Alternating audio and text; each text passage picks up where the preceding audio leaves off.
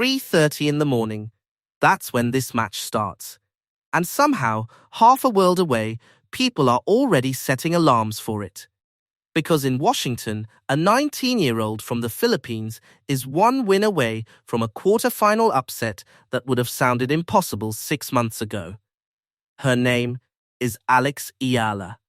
And standing across the net from her is a former world number 3, a 2-time Grand Slam semi-finalist, one of the most respected competitors in women's tennis, Alina Svitolina.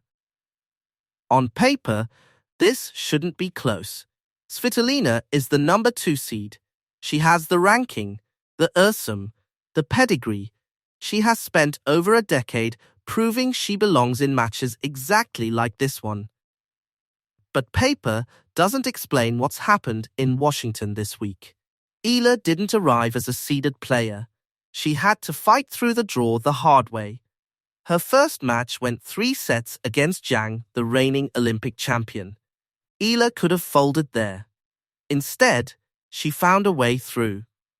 Her second match was supposed to be even harder. Leylah Fernandez, the defending champion of this tournament, a player who knows exactly what it takes to go deep in Washington. Eala beat her in straight sets. 2 matches, 2 statements. And now, the biggest name left in her half of the draw. Here's what makes this particular collision so compelling. This isn't the first time these two have played. 6 weeks ago, in Berlin, on grass, Alex Eala beat Alina Svitolina in straight sets, 6-3, 6-4. That result didn't happen years ago before Eala's rise. It happened this summer. It's recent. It's real. And it means that when Eala walks onto the court in Washington, she isn't walking in blind, hoping to compete. She's walking in with proof that she already can win this exact matchup. That changes something. Not the outcome, but the belief. Still, this is not the same test. Berlin was grass, a surface where Eala's game, aggressive, flat, early strike tennis, tends to travel at its most dangerous. Washington is hard court. And hard court has actually been kind to Svitolina throughout her career, arguably more than grass ever was. It's also worth remembering where Eala made her name. Her breakthrough run came in Miami on hard court. Her win over a top player at Wimbledon showed she could handle the pressure of the biggest stages. Both surfaces have already seen her succeed. The question in Washington isn't whether she can play hard court tennis, it's whether she can do it against someone whose entire game is built to survive it. Part of what makes Eala dangerous on any surface is the shape of her game. She's a left-hander, and that alone creates angles most opponents on tour simply don't see on a daily basis. Her forehand can open up the court in ways that feel unfamiliar even to seasoned defenders. Mix in the drop shot, a shot she's shown she isn't afraid to use at the biggest moments, and you get a player who doesn't just hit hard, she varies the picture. Power one ball, touch the next. That kind of unpredictability is exactly what makes counterpunchers uncomfortable, because it takes away the rhythm they rely on to read and retrieve. Because Svitolina doesn't lose points the way most opponents do. She doesn't hand you free errors out of frustration. She retrieves. She slices. She counters. Since returning from maternity leave, she's added another layer. She's playing with more first strike aggression than before, more willingness to step forward and dictate. But take away her aggression, and the defense is still there underneath it. Unmoved, unbothered, elite. That's the trap hidden inside this match. Against Zhang, Eala could lean on patience, absorb pace, and wait for mistakes to arrive on their own. Svitolina won't hand her that luxury. She gives you one more ball, then another, then another. If Eala starts pressing, forcing shots that aren't quite there yet, Svitolina will happily let the rally stretch, turning the match into exactly the kind of physical, grinding contest that favors experience over youth. So if Eala wants this, she has to win it a different way. Not by simply hitting harder by outthinking her. And there's one number from Svitolina's opening match that might matter more than any other. 9 double faults. Her opening match here was a straight sets win over Polina Kudenmetova Professional. Efficient. Exactly what you'd expect from a top 10 player closing out an early round without fuss. It didn't announce anything. It didn't need to. Svitolina has spent years building the kind of Ursum where a routine straight sets win barely registers as news multiple W-tier titles. Grand Slam semi-final runs, a game built on movement and defense that has troubled far bigger names than a rising teenager. That quiet efficiency is its own kind of warning sign heading into this quarterfinal. Against most players in this tournament, that's a survivable flaw, a rough patch, forgotten by the next match. Against Eala, it could become something else entirely. Because right now, few players left in this draw are punishing second serves the way Alex Eala is. Across her first 2 matches, she has generated 10 service breaks.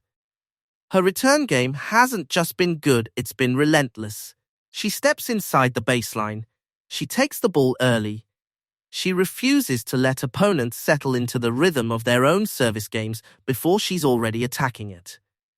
If that pattern continues against Svitolina, it puts real pressure on serve selection.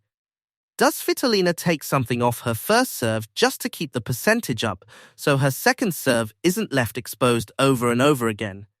Or does she keep swinging freely and risk feeding Eala exactly the shots she wants?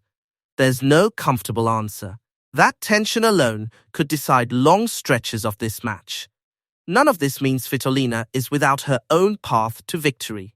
She remains one of the most dangerous returners on tour herself, not a weakness anywhere on that side of her game.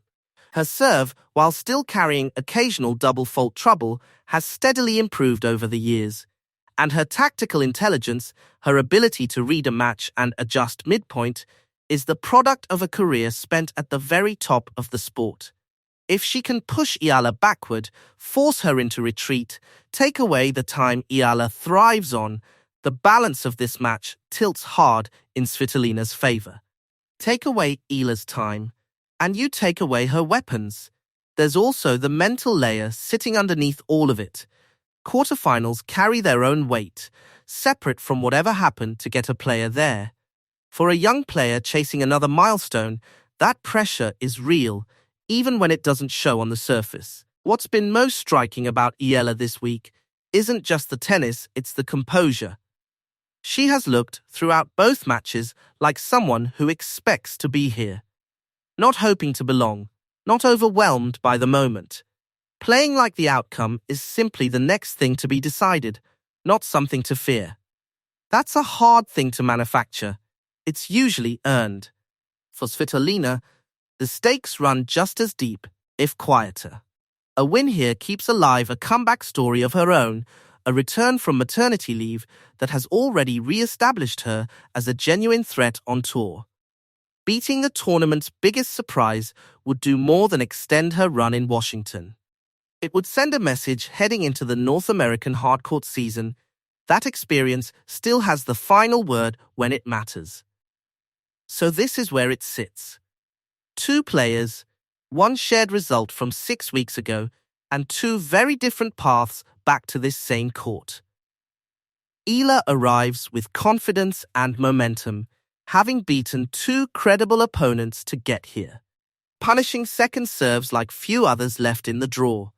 Svitolina arrives with something confidence alone can't replace: the accumulated instincts of a player who has been here more times than almost anyone else on tour, and who knows how to make a young opponent's aggression turn into a young opponent's undoing. Neither side is bluffing. Neither side is the clear favorite in the way the ranking sheet might suggest. What happens next depends on which version of this match takes shape. If it becomes a battle of quick strikes and early pressure, Eala's recent form gives her every reason to believe Berlin can repeat itself. If it stretches into long exchanges, patient rallies, ball after ball coming back with interest. Svitolina's experience may be exactly what tips it her way. Either way, something bigger is riding on the result than just a spot in the semi-finals. Beat an Olympic champion, beat a defending champion, and now beat a former world number 3, a 2-time Grand Slam semi-finalist. Do all 3 in the same week, and the conversation around Alex Eala stops being about a good tournament. It becomes about whether she's already one of the players every contender in this sport would rather not draw. One long-time observer of the tour put it about as close as a prediction can get, leaning toward Eala in 3 sets, but by the thinnest of margins, calling it close to a coin flip. That's not a guarantee. It's not even really a prediction in the confidence sense. It's an admission that nobody watching this draw closely feels certain how it ends. And that uncertainty is exactly why this is the match people are setting early alarms for. We'll find out soon enough. For now, all we can do is watch it unfold and see which version of this rivalry shows up when it matters most. If you want to follow where this story goes next, stay close. There's a lot more of it still to be written,